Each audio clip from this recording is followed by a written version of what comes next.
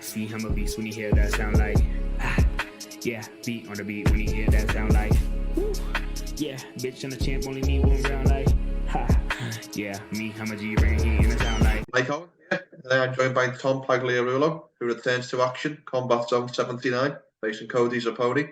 Tom, great to sit down and chat. How are things for you today? Good, man. Can't complain. I want to ask first and foremost, what's the key focus been for this camp? Honestly, it's just been sharpening my tools in all aspects. I try not to focus too much on my opponent and getting ready for them, and more just making sure I'm well-rounded everywhere. So we've been picking it up pretty hard. The intensity's been on another level this camp, so I'm excited, man. I feel like all my bases are covered. How long have you known about this matchup? Because I presume when Calvin announced this show, it was obvious you were going to be on it. But how long have you known about the actual opponent? About 3 weeks. I want to say 3 weeks. I've known about the opponent, so plenty of time. You know what I mean? I knew I was fighting on this date, probably I think like November, December. So I've been getting ready for the date, but just been waiting on a name. That's kind of been the tough part fighting around here is getting opponents. So I'm fortunate enough to have someone step up. I imagine Calvin lets you know the date that he's planning a show prior to the show being announced. So how long have you known about the 15th of March is the date that you'd be returning to the cage? Yeah, I think like even before my last fight, I knew it was kind of in the works. So honestly, I got through that one and took a little rest and got right back to it. So obviously you said you're not focusing on your opponent, but what have you seen on Zappone that what do you think are his key strengths? Yeah, from what I've heard from my coaches, he's got good boxing, and he's a good wrestler. So I'm excited. That's kind of my background too. I got good boxing. I think my striking's pretty good everywhere, and the wrestling too. I grew up a wrestler, wrestled all the way to college. So, yeah, I'm excited for the matchup, man. I think it's gonna be a banger. Well, I want to talk a little bit about the gym atmosphere as well, because there's a lot of your teammates on this card. We've obviously got Conor Matthews in the main event. We've got Eddie George as well, and we've also got Chris Matinho making his first fight back. What's the atmosphere been like in the training room when all of you guys has been preparing and peaking to fight on the same card? Yeah, I think this is the best camp we've all had. This is the first time we've brought in like Connor, Chris, and all these other guys, and kind of just been working together. And like I said, the intensity's just been on another level this camp. We know every Monday, Wednesday, Friday, our team sessions, we know it's like, all right, we're in for it today. We're all pushing each other. We're all trying to make each other better. So, like I said, it's been the best camp. We got the group together for sparring too on the weekend. So just been a high level room, and it's not just the talent, it's the work ethic all these guys have. Everyone's a hard worker. So I don't think you can find a better room in New England than what we have. But the only thing I will say though is the room is looking really, really packed. It's not the biggest training room in the world. Does Tyson or whoever owns that gym, have they been looking at other facilities? Because the gym looks big, the training room seems bigger all of a sudden. Yeah, yeah. The room's definitely tight, man. It's tough. We got to kind of be selective on how many people we let come in. But yeah, I know they're looking for something a little bigger now, especially since we're going to be bringing more guys in. It's been tough, you know what I mean, finding something affordable and worth it long term, but I know that's in the works for sure. Obviously, Tyson. Obviously, I've spoken many times with Tyson and with Calvin and Robin. They talk about the New England Cartel being a small team for a reason. How big do you think the team, as the formal team, and I mean the New England Cartel, how big do you think that will eventually grow to?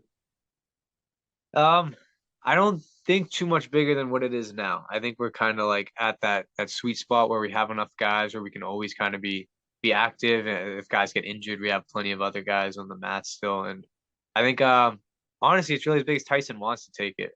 What he sees in the next 10 years, him doing as a coach and how many guys he wants to invest his time into, because it's hard to say like you want to walk away, but then you started putting time into this new guy already. And it's like, do you walk away from that guy? So it's really, really how big he wants to take it, you know. But I think what we have now is a good number.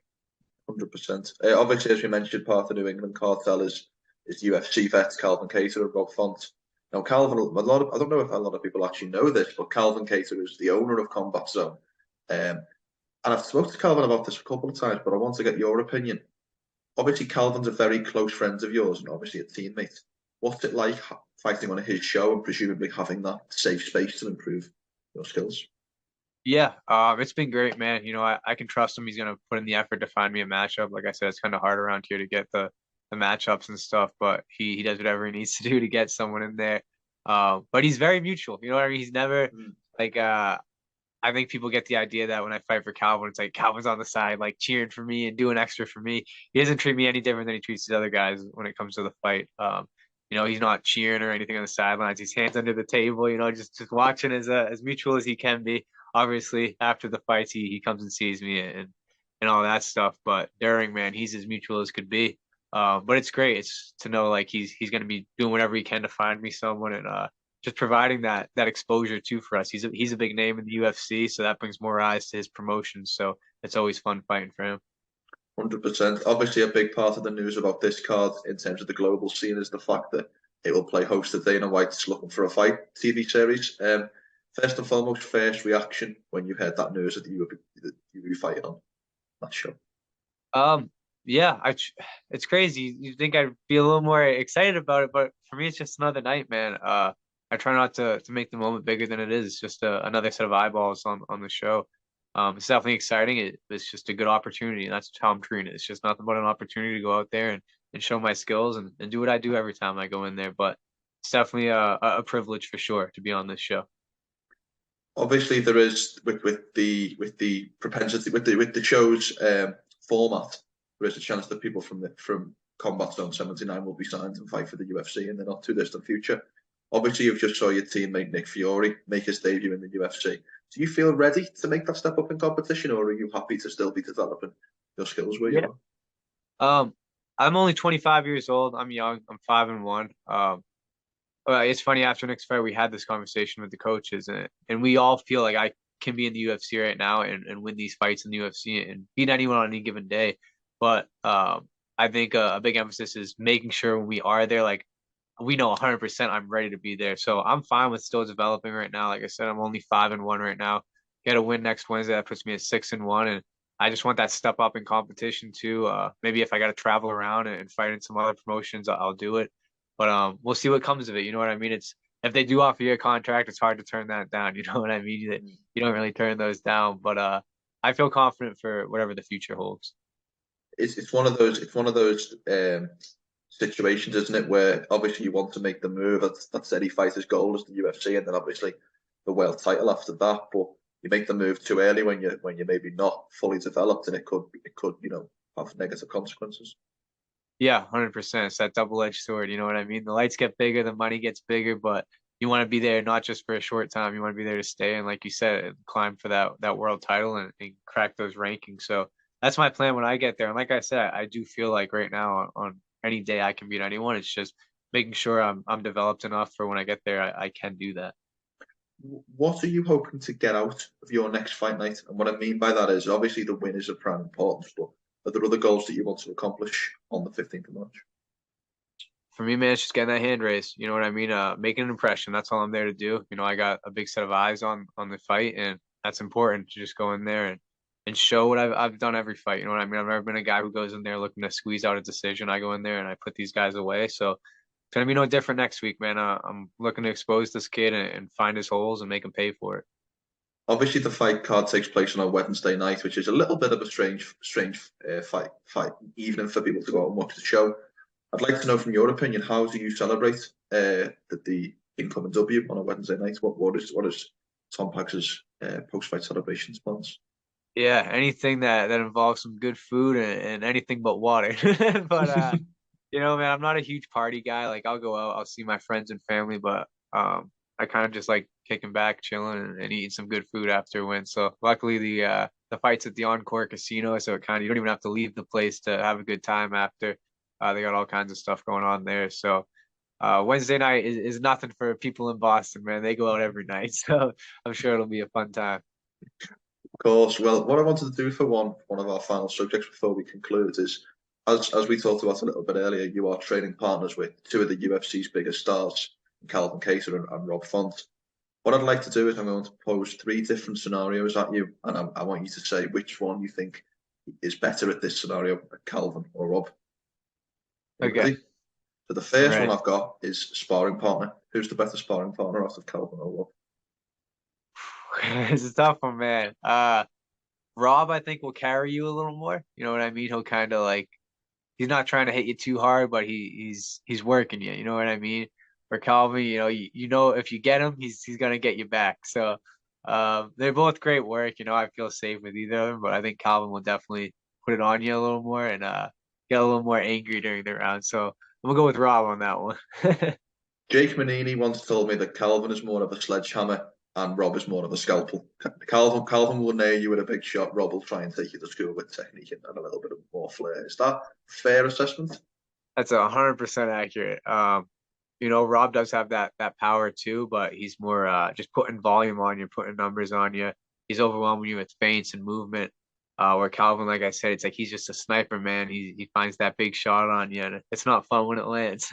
I can well imagine. I can well imagine. The second one I've got for you is, and obviously this might be a little bit biased given the show you're fighting under, but cornerman. Who's the better cornerman of the two?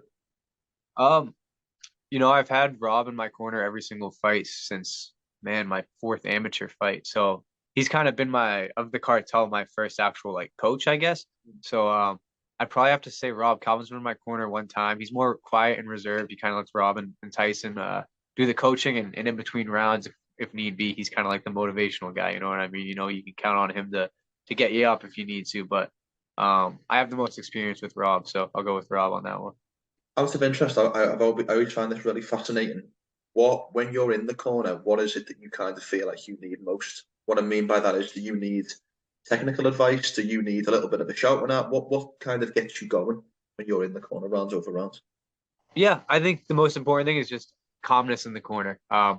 If my corner starts yelling and getting all like too emotional, it kind of affects me as a fighter. I don't really like that. It can be overwhelming. For me, it's just them staying calm and reminding me to be calm and have fun. The more they tell me to just have fun and just be long, stick to my jab, just the basics. Make sure I don't get too crazy in there. Then it normally goes to plan. Of course. Well, I've got one final topic for you here. This is going to be the most difficult. Out of Calvin and Rob, who is the bigger role model? And what I mean by role model is not as a man, because obviously I'm sure they're both massive role models, but in terms of their fight style, whose fight style do you feel like you try to mimic and morph into your own more?